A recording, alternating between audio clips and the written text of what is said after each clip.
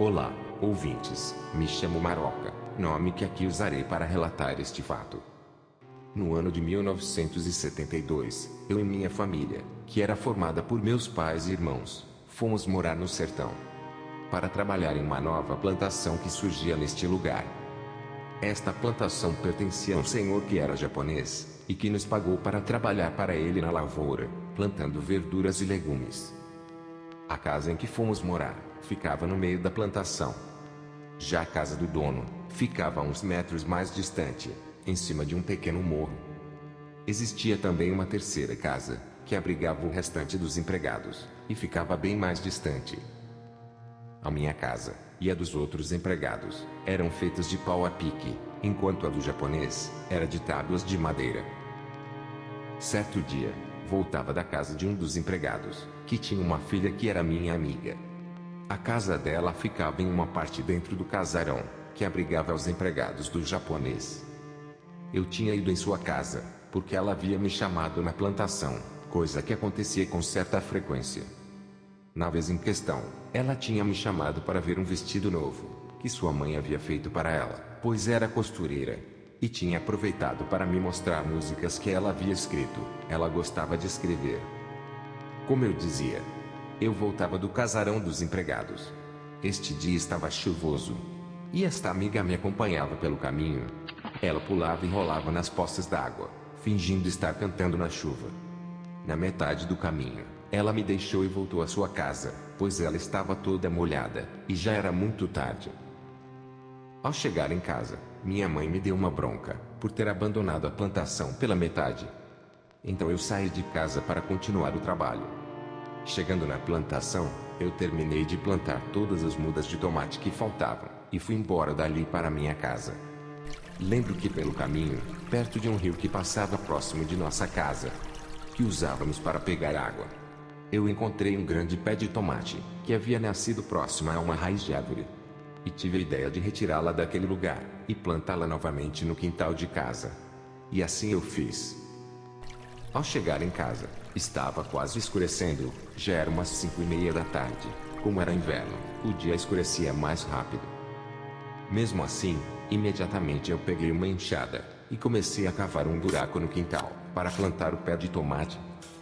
Certa hora, enquanto cavava o buraco, a enxada atingiu algo rígido, que parecia uma madeira velha. Eu puxei com força para retirá-la. Para minha surpresa, aquilo não era um pedaço de madeira, e sim uma grande trança de cabelo. Era uma grande trança de cor marrom, ou castanha. Era muito comprida, e estava desmanchada pela metade. Mas o que mais impactou mesmo, foi essas pontas desmanchadas, que eram vivas, como se cada ponta dos fios fossem cobras.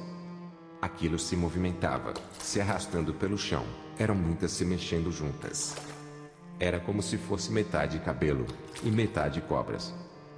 Espantada, corri para dentro de casa, e chamei minha mãe para ver essa coisa abominável. Nisso, minha mãe me acompanhou até o local. E aterrorizada com o que viu, ela me disse para enterrar novamente aquilo, porque poderia ser o cabelo de uma mulher que morou ali. Pois havia muitos relatos de pessoas que diziam que cabelos viravam cobras. Mas que depressa, voltei a enterrar aquilo de qualquer jeito, e fui para dentro para poder me trocar, pois minhas roupas estavam sujas e molhadas. Logo mais, eu e minha mãe conversávamos sobre o que vimos, enquanto ela cozinhava a janta. Ela comentou que aquele lugar era muito assombrado, e que já tinha visto muitas coisas sinistras ali. Muito curiosa, peguei a lanterna de meu pai, e decidi voltar ao local após o jantar, que naquela época se dava às 6 horas.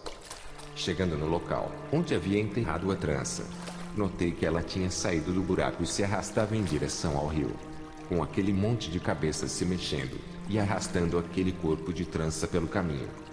Voltei e contei à minha mãe que aquilo havia saído, e ela me orientou a não mexer mais naquilo, e deixar seguir seu caminho, pois não era coisa desse mundo.